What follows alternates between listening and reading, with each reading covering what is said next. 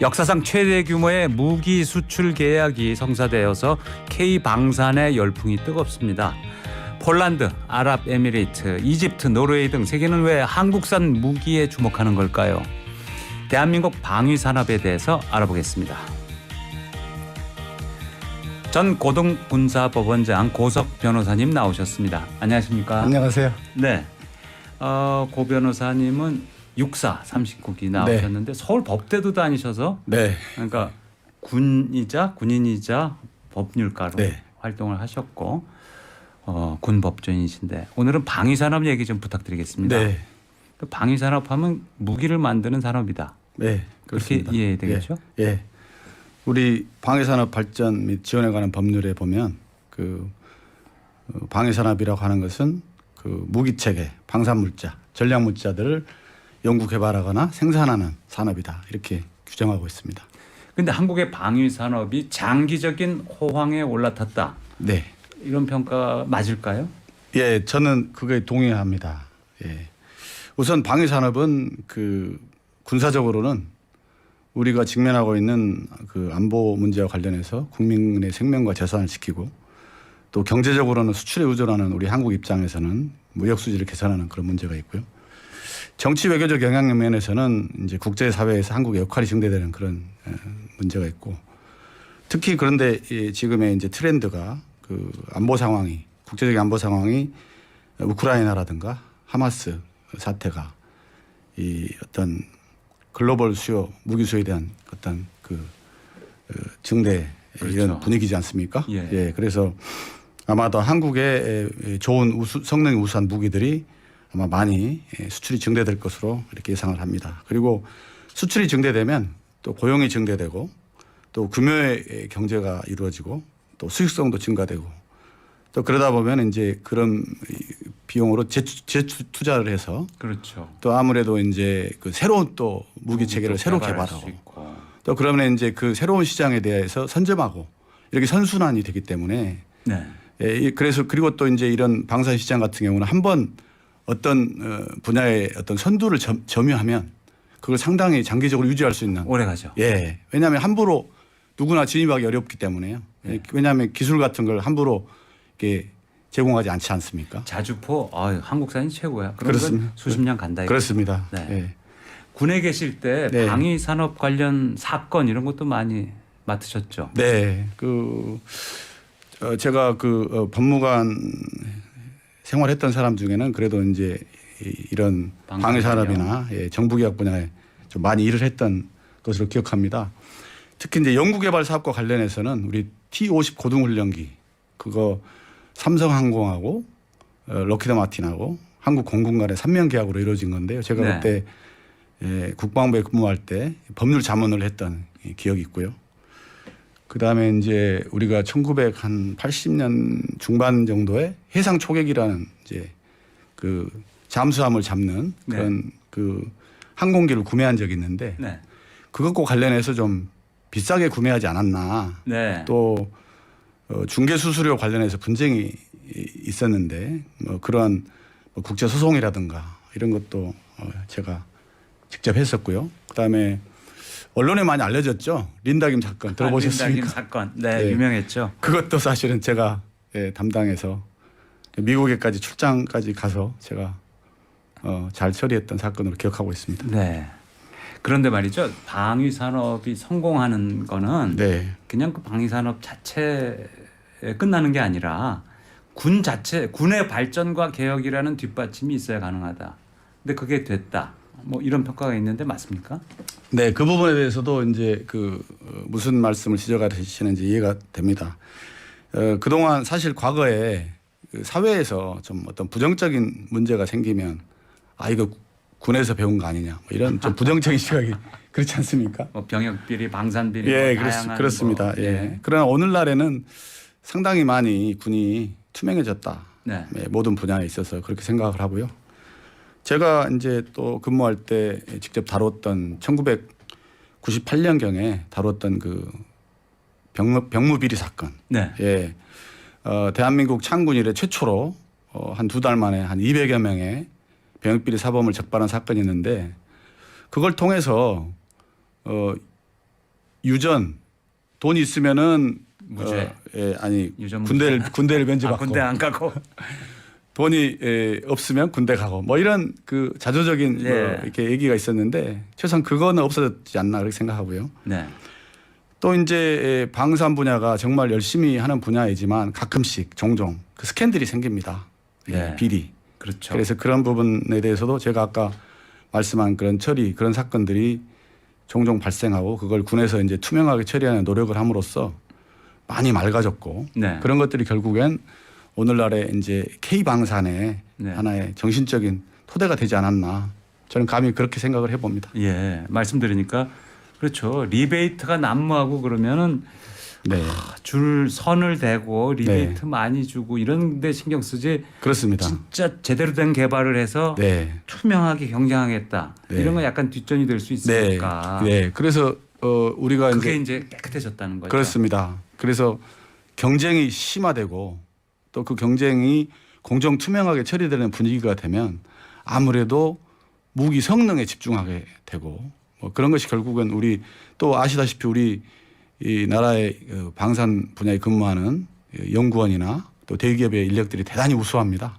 네. 그래서 또 정부가 그동안 계속적으로 이제 방산 분야를 지원해 왔기 때문에 그런 부분들이 합쳐져서 우리 K방산의 오늘날을 만들었지 않나 저는 그렇게 생각을 합니다. 그럼 K 방산의 시작은 언제라고 봐야 됩니까?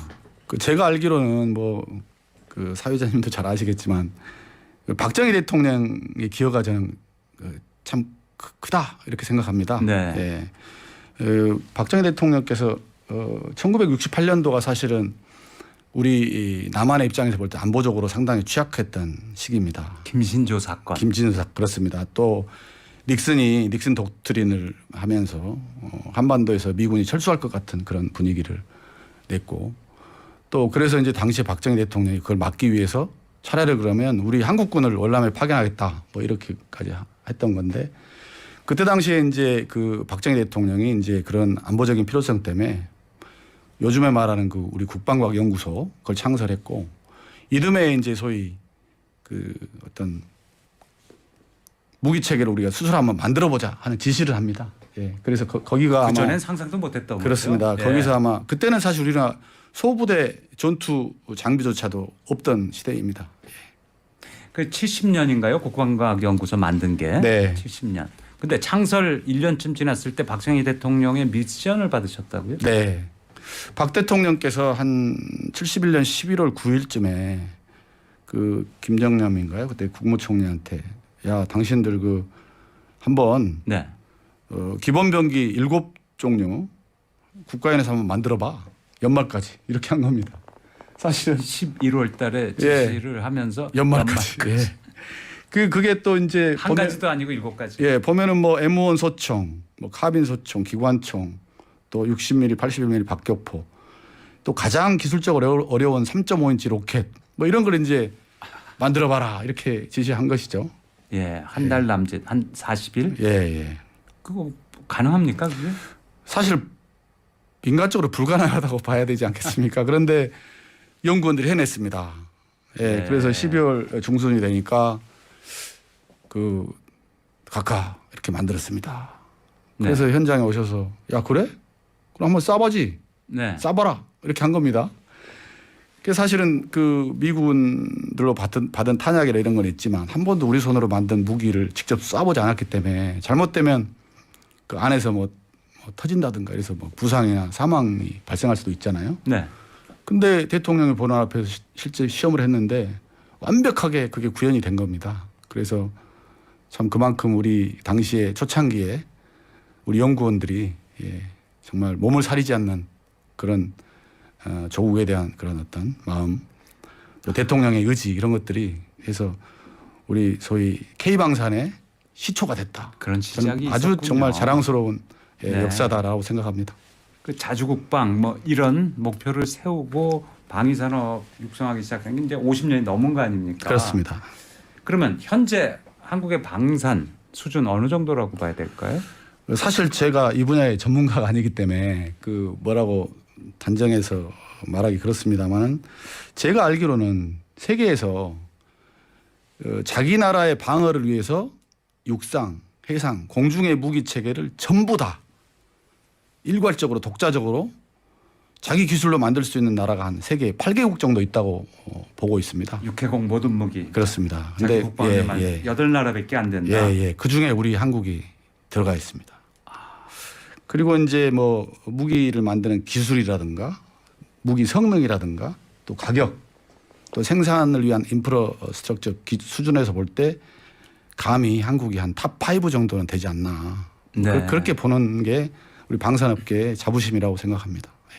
이제 한국의 방위 산업 세계적으로도 주목을 하는데 그 인기를 이끄는 한국형 무기 어떤 것들이 대표적인가요? 언론에 너무 자주 노출됐기 때문에 국민 여러분들이 대부분 잘 아시겠지만 우선 K9 자주포. 예. 옛날에 연평도 포격 사건 때 위력을 발휘했지 않습니까? K9. 예. 그래서 북괴군이 쏜 그 원점을 바로 파악을 해서 바로 대응 사격을 했고 그때 상당히 그 북한 지역에 피해를 준 걸로 이렇게 보도가 됐는데요. 네. K9 같은 경우는 거의 세계 시장에 한 60% 이상의 점유율을 가지고 있고 대단합니다. 대단합니다. 제가 볼 때는. 그리고 특히 그 발사 속도가 네. 예, 상대국 경쟁국의 제품에 비하여 분당 6발 최대 8발까지 명중률도 아주 정확하고요. 그래서 많은 나라들이 튀르키예, 폴란드, 핀란드, 인도, 호주 등 계속적으로 아마 K9 자주포는 우리 효자 종목이 되지 않을까. 네. 그리고 이런 부분이 아주 장기적으로 선두를 점하지 않을까 저는 그렇게 전망해 봅니다. 네. 그리고 또 다른 무기는 어떤 거예요? 그다음에 이제 현대로템이 제가 현역에 있을 때 이거 기술료 그러니까 트루키에 수출 때 이제 기술료 이런 부분 뭐 자문하고 한 적이 있는데 흑표 전차입니다. 흑표 전차, 예. 검은 표범. 예, 그 우리 같은 산악 지형에 기동력을 발휘할 수 있고요.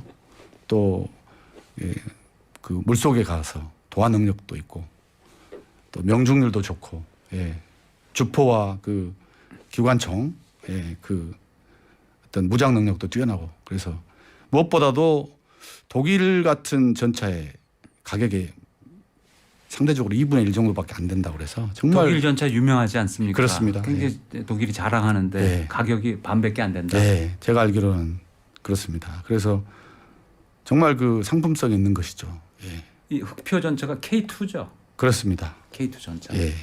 그러니까 미국 전차, 독일 전차보다 싸면서 성능은 성능은 거의 대등하다. 결코 뒤처지지 않는다. 뒤지지 않다. 공군 쪽에는 어떤 공군 쪽에는 그 T-50 고등 훈련기 하고요. 그다음에 우리가 그 의혹을 가지고 개발한 KF-21 이제 미디엄급 전투기가 있는데 네. T-50 고등 훈련기는 아까 잠깐 말씀드렸다시피 이 로키드 마틴의 기술 지원을 받아서 우리 카이 그 전신인 삼성항공 때부터 개발한 건데 이건 자랑스럽게도 제가 당시에 그 로키드 마틴 삼성항공 한국 공군간의 그 3년 계약서를 검토하는 업무를 제가 담당했었기 때문에 네. 애정을 많이 가지고 있고요. 이것에 약간 무장을 더하면 경전투기로도 쓸수 있어서 그건 이제 파이터라는 이름을 붙여서 FA-50이라고 해서 FA-50 그런 게 있고요. FA-50은 이제 경공격기 이렇게 그렇습니다. 얘기해야 됩니까? 그렇습니다. 네. 카이가 이제 한국 우주 항공이죠. 회사 이름이. 네, 민간이고.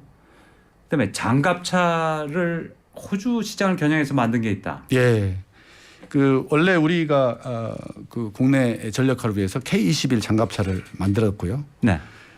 그것을 아주 성능을 업그레이드해서 세계적인 걸로 개발시킨 게 레드백이라고 아마 언론에서 많이 보셨을 겁니다. 네. 그것은 세계 최고 수준의 장갑차라고 믿어도 의심하지 않아도 될 겁니다. 해군 쪽은 어떻습니까? 해군 쪽도 사실은 해군 전력을 운영하는 데 필요한 잠수함, 그다음에 수송함, 네. 그다음에 이제 그 스텔스 기능이라든가 이런 걸 가진 이지스함 네. 거의 모든 전력을 대부분 다 갖추고 있다고 봅니다. 그리고 이지스함도 우리가 만든다. 그렇습니다. 그리고 특히 제가 그 옛날에 공직에 있을 때 그 참여했는데 잠수함은 우리가 3,000톤급까지 독일의 하데베로부터 기술을 이전받아서 네.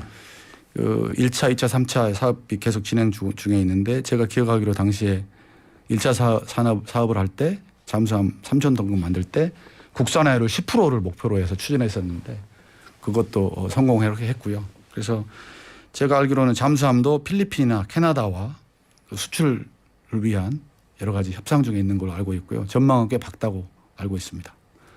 근데 무기를 개발하고 수출하기까지는 시간이 굉장히 걸린다고 봐야 되겠죠? 그렇습니다. 실제로 이제 없던 무기를 새로 만들어서 팔려고 하면 보통 한 10년 정도는 생각을 해야 됩니다. 연구개발 절차가 있기 때문에. 네. 지금 양산 중인 것은 외국에서 만약에 이거 팔아라 그러면 한 6개월. 우리가 지금 쓰고 있는 건데 우리 실정에 맞게 좀 고쳐달라 그러면 이제 성능 업그레이드라든가 현지에 맞게끔 해야 되기 때문에 한 2년 정도 소요됩니다. 그런데 지금 우리가 세계 최고의 제품이라고 할 수 있는 K9 같은 경우는 오늘날에 이 세계 최고가 될 때까지 한 3, 40년의 상고를 겪었다고 볼 수 있습니다. 그렇군요. 예. 그냥 명품이 그냥 만들어지지 않지 않습니까? 네. 예. 그럼 한국이 무기를 수출하기 시작한 거는 한 20년? 됐나요? 예. 뭐 2000년대 초부터 동남아에 이제 수출을 시작했고, 근데 그때는 이제 되게 규모가 미미했고, 네.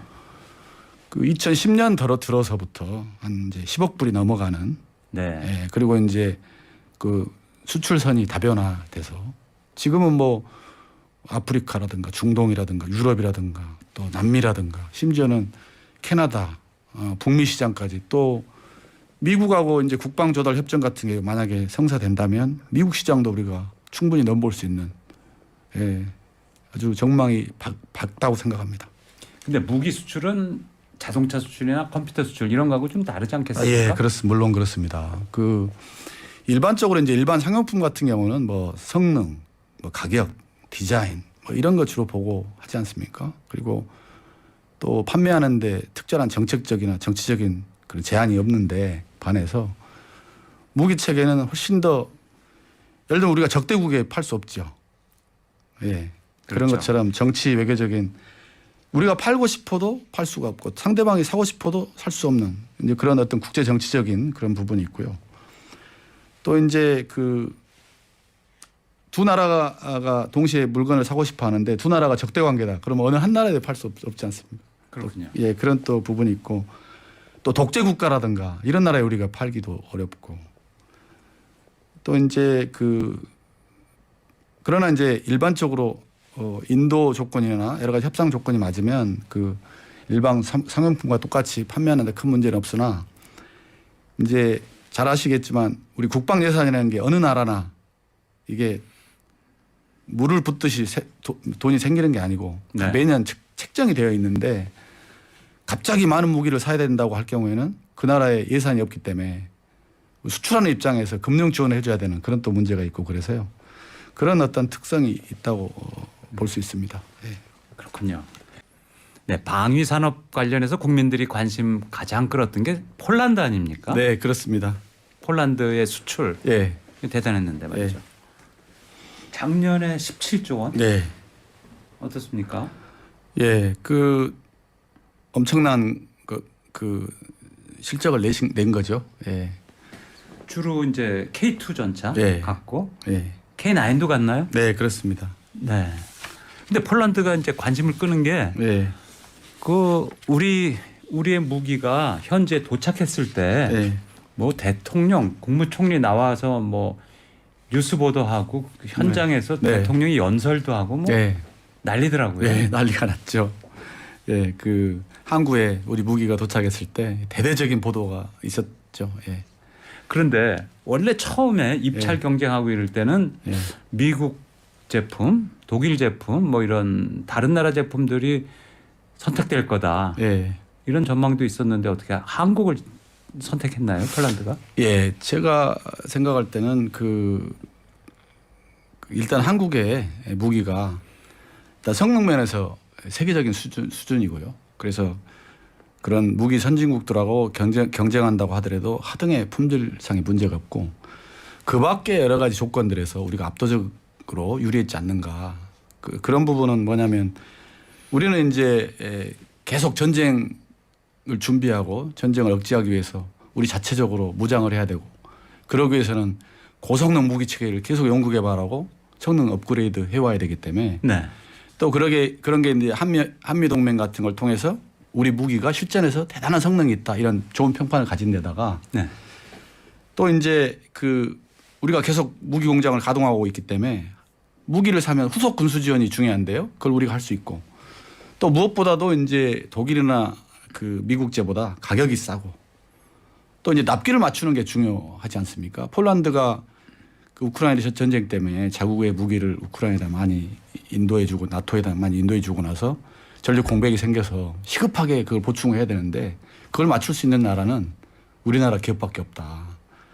또 특히 우리 기업들이 엄청 부지런하지 않습니까? 빨리는 당할 나라가 없죠. 우리를 당할 수가 없죠. 그래서 그런 것들이 아주 좋은 기회가 되지 않았나 그렇게 생각합니다. 그러니까 미국 쪽 분석을 보면은 한국 무기가 독일, 미국에 비해서 성능은 좀 떨어지지만 가격이 싸고 납기가 엄청나게 빠르다. 뭐 이렇게 얘기했는데 가격 싸고 납기가 엄청나게 빠르다. 이거는 인정하겠는데 독일, 영국, 미국에 비해서 성능이 좀 떨어진다. 그건 아마 우리 한국 방산업체 종사자들은 동의하지 않을 겁니다. 인정 안 할 것 같습니다. 네.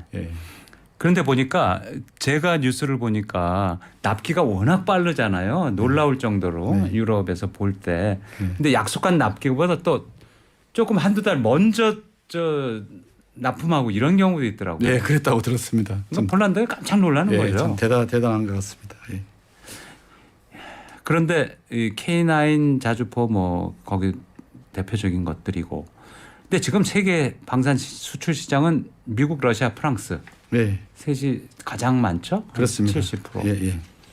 근데 미국 쪽의 전망 기사를 보니까 한국이 한 5등까지 치고 올라올 것 같다. 네. 이런 기사가 있는데 네. 우리 자체 분석 전망은 어떻습니까? 지금 우리 평가는 아마도 충분히 달성 가능하다. 네. 그렇게 보는 것 같습니다. 우리가 지금 4위까지는 볼 수 있다는 거죠. 예. 네. K 방산 정말 자랑스럽고 멋진 일 아닐까 싶습니다. 국민들도 여러분 잘 지켜봐 주시기 바랍니다. 고석 변호사님 오늘 말씀 잘 들었습니다. 네, 감사합니다. 감사합니다. 살만한 세상 서도원입니다. 오늘 방송은 여기까지입니다. 내일 아침 11시에 다시 찾아뵙겠습니다.